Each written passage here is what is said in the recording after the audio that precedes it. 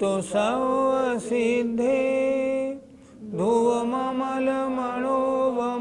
गतिं पत्ते गोच्छामि समय पाहुड विड़मो सुध केवली भणिदम। पंच परमेष्ठी भगवान की जय। ये बात पिछली ज्ञानशाला में हो गई थी कि जीव भी परिणमन करता है और पुद्गल भी। अब जीव अगर ज्ञानी है तो उसका परिणमन ज्ञान में होता है, और जीव अज्ञानी है तो उसका परिणमन अज्ञान में होता है। ये आगे बताते हैं। जो संगम तुम वित्ता, जो संगम तुम वित्ता, जान दियुपयोगमपगम शुद्धम, जान दियुपयोगमपगम शुद्धम, तम निसंगम साहुम, संगम साहुम, परमठ वियाणुया विनती, परमट्ठ वियाणया विनती। जो संगम तुम वित्ता, जान दियुपयोगमपगम शुद्धम, तम निसंगम साहुम, परमठ वियाणया विनती।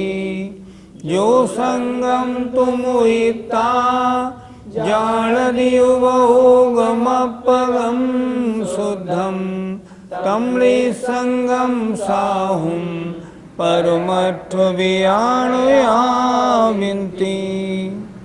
जो संगम, संगम माने परिग्रह को, मुयता छोड़कर, जानदी जानता है, उपयोगम अपगम शुद्धम उपयोग रूप आत्मा को शुद्ध।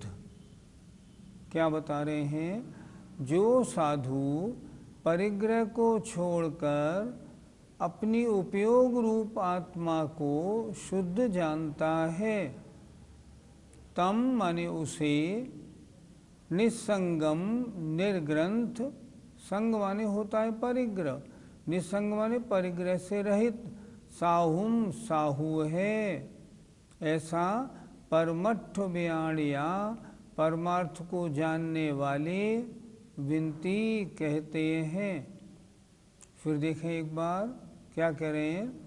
जो परिग्रह को छोड़कर नीचे उपयोग रूप आत्मा को शुद्ध जानता है, जिसने परिग्रह सब छोड़ दिया है और अपनी उपयोग रूप आत्मा को शुद्ध जान रहा, देख रहा है, तम उसे निसंगम साहुम, यह निर्ग्रंथ साधु है। कौन कहते हैं? परमठ वियाणिया, परमार्थ को जानने वाले विनती कहते हैं। परमार्थ के जानने वालों ने किसको निर्ग्रंथ साधु माना है? जो परिग्रह को छोड़ करके अपने उपयोग रूप आत्मा को जानता है, उसे कहते हैं ये निर्ग्रंथ साधु है। अर्थ, जो साधु बाह्य और अभ्यंतर दोनों प्रकार के संपूर्ण परिग्रह को छोड़कर अपने आप की आत्मा को दर्शन ज्ञानोपयोग स्वरूप शुद्ध अनुभव करता है, उसको परमार्थ स्वरूप के जानने वाले गणधरादिक देव निर्ग्रंथ साधु कहते हैं। ये है निर्ग्रंथ साधु, जिसके पास कोई परिग्रह नहीं है। पंडित जी, संपूर्ण परिग्रह के त्यागी कौन होते हैं? गृहस्थ तो परिग्रह वाला है ही।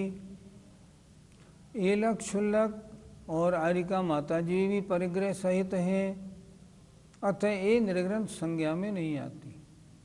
निर्ग्रंथ संज्ञा में मात्र मुनि महाराज आते हैं, और मुनि महाराज भी कौन से आते हैं? जो शुद्धोपयोग में होते हैं। अगर वे मुनि महाराज शुभोपयोग या अशुभोपयोग में हैं, तब तो उनके राग द्वेष रूप परिणाम बराबर बने ही रहेंगे। तब तो उनके राग द्वेष रूप परिणाम बराबर बने ही रहते हैं। इसलिए अशुभोपयोगी हो या शुभोपयोगी हो, परिग्रह का त्यागी नहीं। जो शुद्धोपयोगी हैं वे वास्तव में संपूर्ण परिग्रह के त्यागी होते हैं। पंडित जी, परिग्रह छोड़ा कैसे जाता है? परिग्रह छोड़ने का मतलब ये नहीं उस वस्तु को नष्ट कर दिया जाए, फिर परिग्रह कैसे छूटेगा। मान लो मैंने इस मकान से ममत्व हटा दिया, मान लो मैंने इस मकान को बेच दिया, अब मेरा इससे ममत्व नहीं, तो क्या मकान को मैं नष्ट करूँगा? नहीं। अपने चिंतन में ये वस्तु मेरी नहीं है, ये वस्तु अन्य की है, इतना मान लेना ही उस परिग्रह को छोड़ना होता है। अर्थात परिग्रह से ममत्व परिणाम नहीं होना। तत्वार्थ सूत्रकार ने परिग्रह की परिभाषा क्या लिखी? मूर्छा परिग्रह। मूर्छा ममत्व परिणाम, यह वस्तु मेरी है, ऐसा जो परिणाम है उसका नाम परिग्रह है। उससे ममत्व होना परिग्रह है। तो जिस वस्तु से अपने को अलग हटना हो, जिस वस्तु का त्याग करना हो, ये मेरी नहीं है ऐसी धारणा बना लीजिए, परिग्रह का त्याग हो गया। परिग्रह तो चारों ओर भरा हुआ है, उसे छोड़ के कहाँ जाएंगे? जहाँ जाएंगे वहीं परिग्रह मिलेगा। बस करेंगे ऐसे, जहाँ भी ठहरेंगे, जहाँ भी रहेंगे, जहाँ भी जाएंगे, किसी वस्तु से अपना ममत्व नहीं जोड़ेंगे। इसका नाम है वस्तु का त्याग करना, वस्तुओं से निर्ममत्व हो जाना। पंडित जी, निर्गुण शब्द का अर्थ क्या होता है? जैसे निर्मल माने मल रहित, जैसे निर्मम माने ममता रहित, वैसे ही निर्ग्रंथ का मतलब होता है ग्रंथ माने परिग्रह, परिग्रह रहित। जो अंतरंग और बहिरंग दोनों परिग्रहों से मुक्त है, दोनों को छोड़ चुका है, जिसका अब दोनों में से किसी के प्रति रंच मात्र लगाव नहीं है, वह मुनि वास्तव में निर्ग्रंथ साधु है। पंडित जी, क्या कोई साधु मोबाइल, लैपटॉप आदि अपने पास रख सकते हैं? फिर वे निर्ग्रंथ कैसे कहलाएंगे?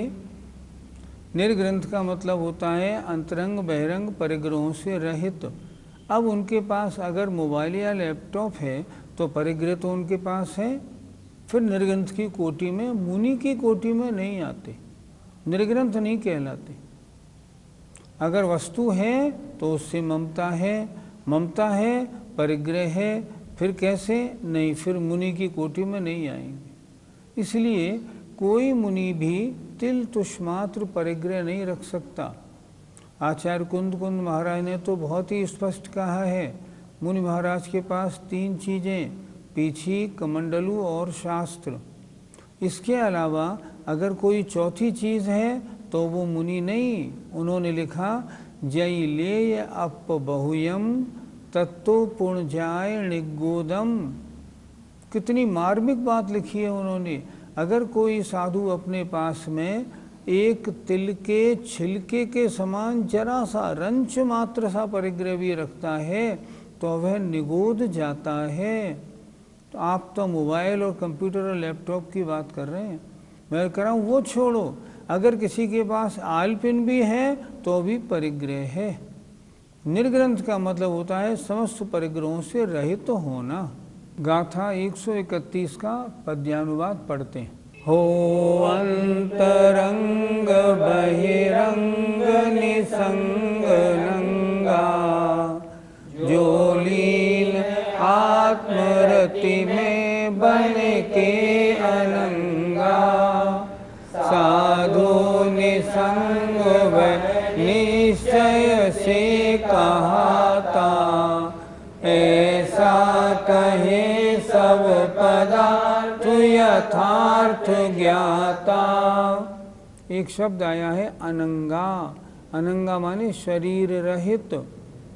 जो आत्म ध्यान में आत्मरति में लीन है, बन के अनंगा, अंग से दूर, शरीर से अलग हटके, शरीर को अपना न मानता हुआ, वह वास्तव में निसंग, वह है निसंग। निसंग माने परिग्रह रहित। आइए गाथा नंबर 132 देखते हैं। जो मोहम तुम इता, जो मोहम तुम इता, प्राण सहावाधि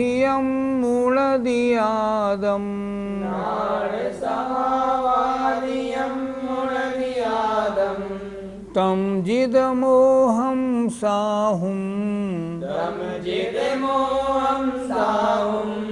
परमठ वियाणुया विन्ति बोलिए। जो मोहम तुझीता प्राण सहावादियम मूलदियादम तम जिद मोहम साहुम परमठ वियाणया विन्ति।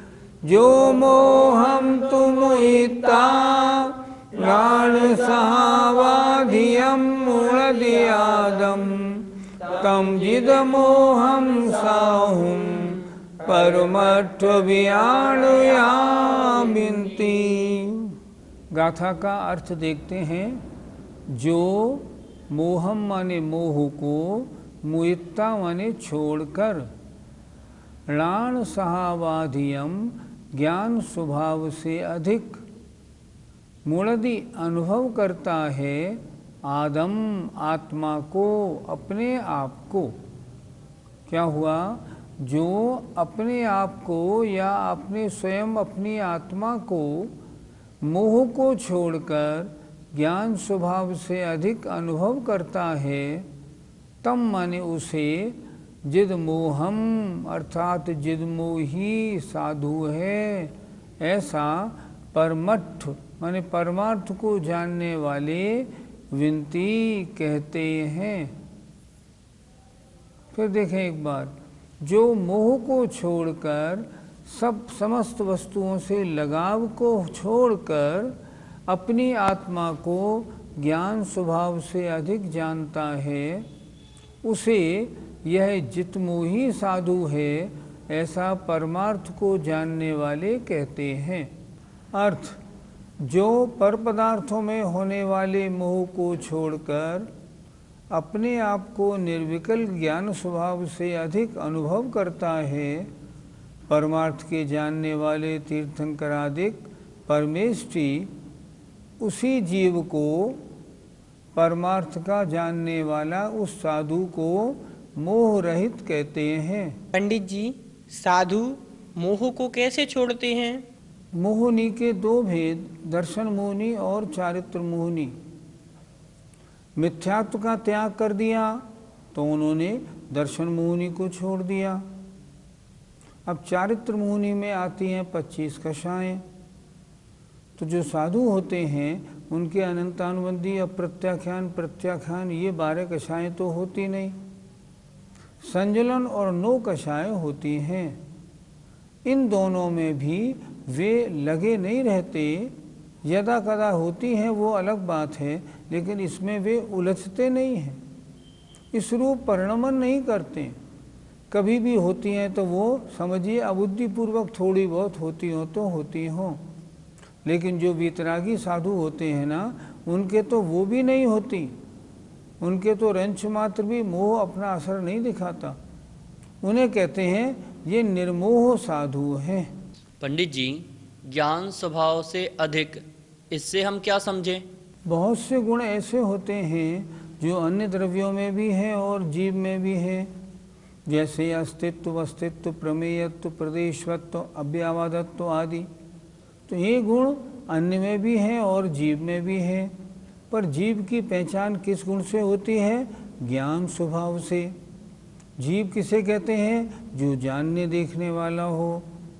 अगर हम ये कह दें जीव वो है जो अमूर्तिक है, नहीं, ये नहीं बना। क्यों नहीं बना? अमूर्तिक तो धर्म अधर्म आकाश काल ये भी है, तो उससे अधिक नहीं माना गया। तो जीव में विशेषता क्या है कि एक उपयोगमयी ज्ञान दर्शन स्वभावी, इस स्वभाव से जीव अधिक है, अर्थात ये ज्ञान दर्शन स्वभाव अन्य किसी द्रव्य में नहीं पाया जाएगा जीव के अलावा। इसलिए जो अपनी आत्मा को ज्ञान स्वभाव से अधिक महसूस करते हैं, इस शरीर में जो जानने देखने वाला तत्व है वह मैं हूँ, उसे जीव कहते हैं। उन्हें कहते हैं ज्ञान स्वभाव से अधिक। पंडित जी, मोह रहित साधु कौन से होते हैं? मोह रहित का मतलब होता है जिनके मोह या तो नष्ट हो गया हो या उपशमन हो गया हो। वास्तव में तो मोह रहित साधु हैं 11वें और 12वें गुणस्थान वाले, पर यहाँ द्रव्यान योग का विषय है। यहाँ मोह रहित से क्या लेना? जो शुभ और अशुभ कार्य में लगे हुए नहीं हैं। कैसे हैं? शुद्धोपयोगी साधु जो है ना, जो राग द्वेष से परे हो गए हैं, संकल्प विकल्प से रहित हो गए हैं, ऐसे मुनि महाराज को कहते हैं निर्मोही साधु। इन्हें किसी से कोई लगाव नहीं, अर्थात शुद्धोपयोगी साधु निर्मोही साधु कहलाते हैं। पंडित जी, क्या वर्तमान में कोई निर्मोही साधु हैं? पंचम काल हीन संगणन का काल है।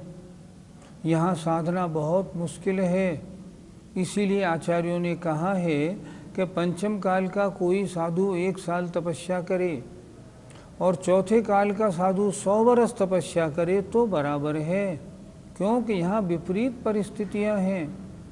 वर्तमान में निर्मोही साधु होना बहुत कठिन है, लेकिन फिर भी हम निर्मोही साधु का अभाव नहीं कह सकते। निर्मोही साधु का मतलब शुभोपयोग अशुभोपयोग से रहित साधु, अर्थात वे साधु जो शुद्धोपयोग में हैं वो कहलाते हैं निर्मोही साधु। ऐसे साधु भी वर्तमान में हो सकते हैं, हो सकते नहीं हैं, जो यथा कदा शुद्धोपयोग में विचरण करते हैं। देखना हो संत शिरोमणि आचार्य श्री को जाके देख लो, विद्यासागर जी महाराज को। उनके छोटे भाई गृहस्थ अवस्था के समय सागर जी की कितनी सुंदर चर्या है। जब देखो तो ऐसा मालूम पड़ते हैं कि ये अपने में ही रहते हैं। तो वर्तमान में भी ऐसे साधु संभव हैं, ऐसा नहीं कि नहीं हो। आइए 132 का पद्यानुवाद देखते हैं। सम्मोह को शमित भी जिसने किया है, आधार ज्ञान गुण का मुनि हो लिया है। विवित राग जित मोह सुधी कहाते, विज्ञान के रसिक यो हमको बताते। सम्मोह माने मोहनी कर्म को, शमित जिन्होंने शमन कर दिया है, दबा दिया है, जो मोह से दूर हो गए हैं, और जिन मुनि महाराज ने ज्ञान गुण का आधार लिया हुआ है, सिर्फ अपने को जानने में लगे हुए हैं, ऐसे जो साधु हैं वे वीतराग जितमोह सुधी माने अच्छी बुद्धि वाले कहलाते हैं। कौन बता रहे हैं? विज्ञान के रसिक अर्थात गणधराधिक देव ने ऐसा कहा है। जय जिनेन्द्र।